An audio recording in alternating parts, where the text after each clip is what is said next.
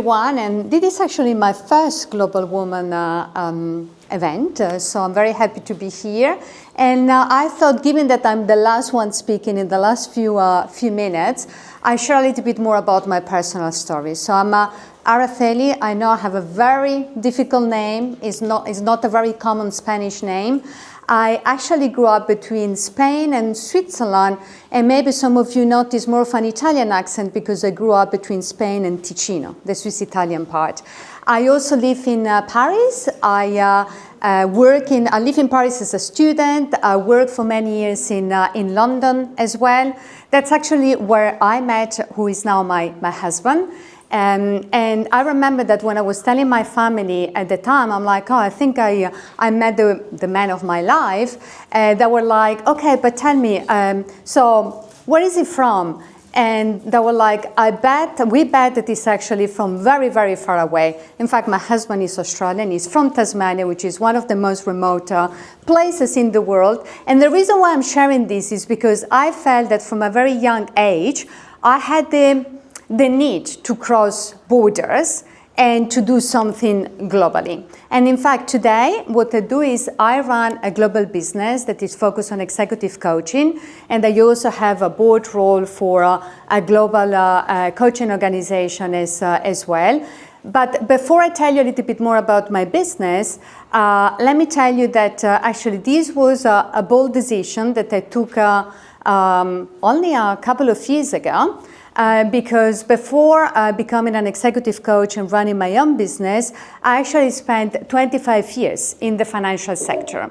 So I focus along those 25 years in transformation, and I was also holding different leadership positions. I was a managing director. I ran large global teams, and I knew that my two passions in life already at the time were people and change, because I like to connect with people, and I really like, for myself, but also for others, to embrace change.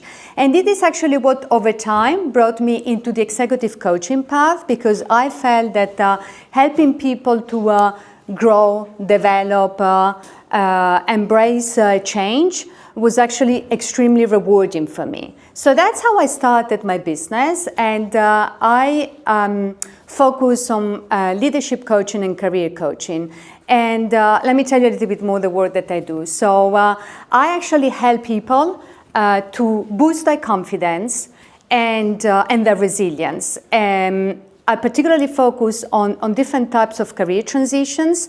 So it can be if someone is actually looking to further grow their career in the corporate world, can be also if someone actually is looking to do something different, like change sectors, for example, or can also be if someone is looking, to be an entrepreneur.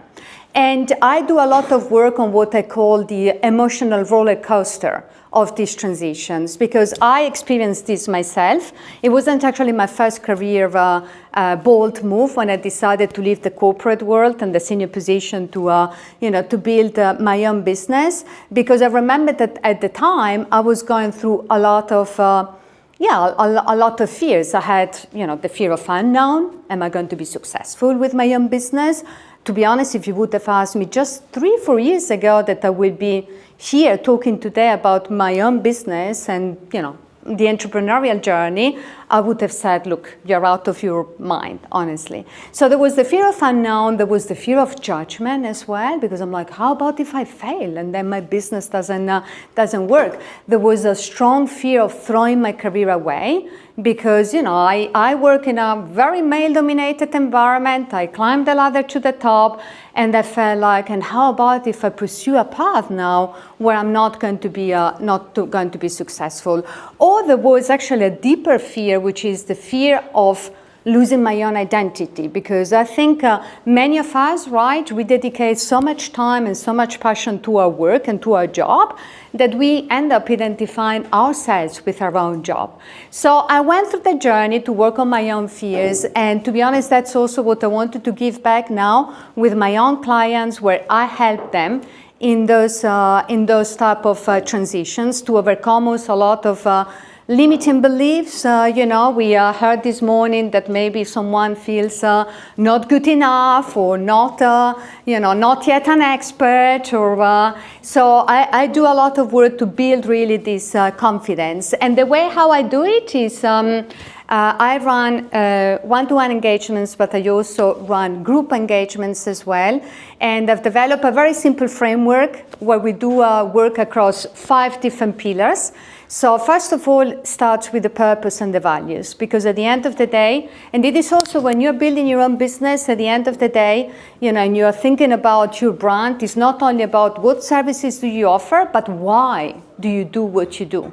And that's the first step that I have clients, sometimes they come and they are telling me, look, Araceli, I only know that I need a change, but I don't really know where to start or what direction to take. And going back to really understand what motivates you, what fulfills you, like in my case, as I mentioned, people, change, is our 2 key drivers. I think that's the very first, important step. After that, we start to think, once the North Star is clear, we start to think about what small steps can you take? Because at the end of the day, what comes first, courage or confidence? Courage comes first because you need to take this small step to, like for example, being here today, right? This could be a first small step. But confidence, actually, you build the confidence by really starting to take step, after step. Then we do a lot of work of networking, on how you go about to expand your network, or leverage the existing network, to take opportunities like today, to speak at events and to strengthen your brand. And then last but not least, the work that I do a lot, and if you are thinking or if you're already starting to build or you already have a business, this might resonate with you, which is a lot of work about self-care, to make sure that you take care of yourself, because at the end of the day, you are the key asset, within your business, but also a lot of work about self-compassion to make sure that, we work on that inner critical voice that might tell you from time to time, you're not good enough, or, are you sure that it is the right path to take? So, very happy to be here with you, Mirella, and the rest of the group here in Zurich. I personally think that we need more of this type of events here in Zurich.